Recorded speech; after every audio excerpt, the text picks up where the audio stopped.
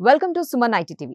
సాంకేతిక రంగంలో మరో సరికొత్త అంశంతో మీ ముందుకు వచ్చేసాం. ఆ ఇంట్రెస్టింగ్ టాపిక్ ఏంటో చూసే ముందు సుమన్ ఐటీ టీవీని సబ్స్క్రైబ్ చేసుకోండి. ఐటీ కంపెనీలు రిక్రూట్మెంట్ డ్రైవ్లు చేపట్టి ఆఫర్ లెటర్లు ఇచ్చినప్పటికీ వాటిని పొందిన వారిని ఉద్యోగాల్లో చేర్చుకోవడంలో జాప్యం జరుగుతోంది. ఇన్ఫోసిస్, విప్రో వంటి సంస్థల్లో అలాంటి పరిస్థితిని మనం చూసాం.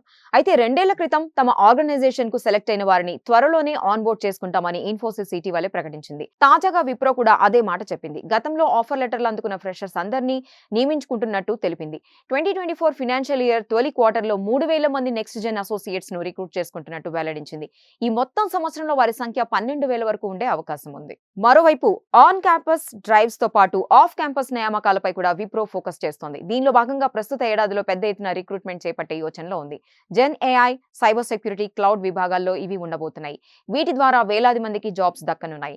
ప్రస్తుతం విప్రోలో 2,34,000 మందికి పైగా పనిచేస్తున్నారు. కొత్త నియామకాలతో ఆ సంఖ్య మరింతగా పెరగబోతోంది. చూశారు కదా, ఇవి టెక్ కి సంబంధించిన అప్డేట్స్. ఇలాంటి మరిన్ని విశేషాల కోసం సుమన్ ఐటీ టీవీని మిస్ కాకుండా చూడండి. Thank you so much for watching this video.